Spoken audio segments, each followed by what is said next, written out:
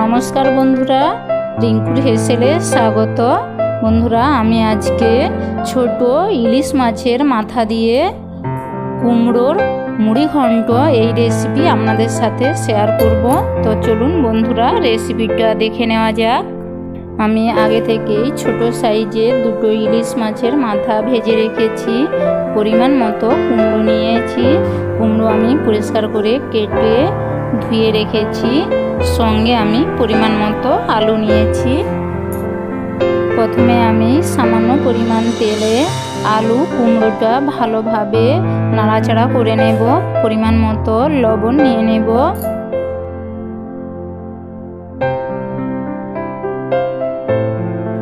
পাঁচ মিনিটের মতো টাইম নিয়ে আলু কুমড়োটা আমি হালকা ভেজে নিয়েছি। এবার আমি পরিমাণ মতো জল অ্যাড করব।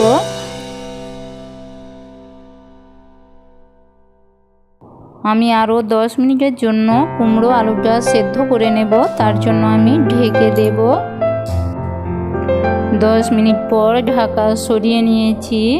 আলু কুমড়ো প্রায় আমার সেদ্ধ হয়ে গিয়েছে।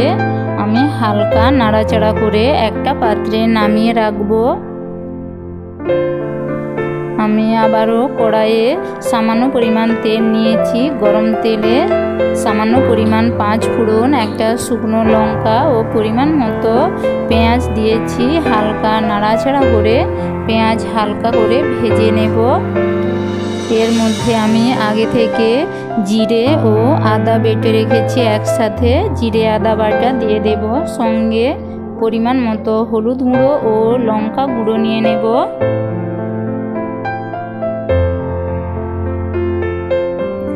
এক মিনিটের মতো নাড়াচাড়া করে এর মধ্যে আগে থেকে সেদ্ধ করে রাখা কুমড়ো আলু আমি দিয়ে দেব।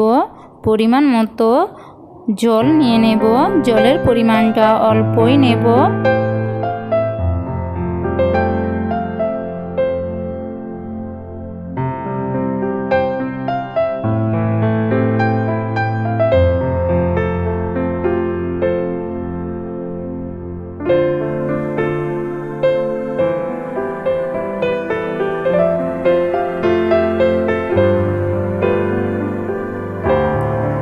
সামান্য পরিমাণ চিনি অ্যাড করব।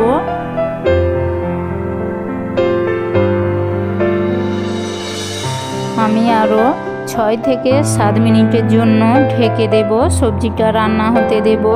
7 মিনিট পর ঢাকা সরিয়ে নিয়েছি। আমার আলু কুমড়োর প্রায় সেদ্ধ হয়ে গিয়েছে। রান্না প্রায় আমার হয়ে এসেছে। হালকা নাড়াচাড়া করে আমি একটা কাঁটা দিয়ে আলু কুমড়োটা ঘেঁটে নেব।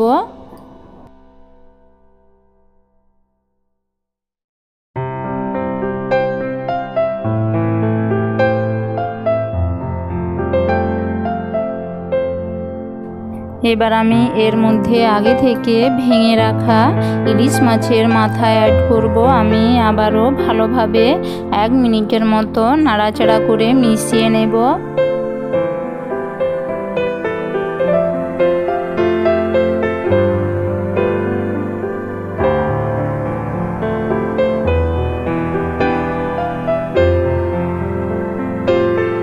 ইলিশ মাছের মাথা দিয়ে কুমড়ো আলুর মুড়ি ঘন্ট আমার হয়ে গিয়েছে। আমি একটা পাত্রে নামিয়ে দেখাচ্ছি।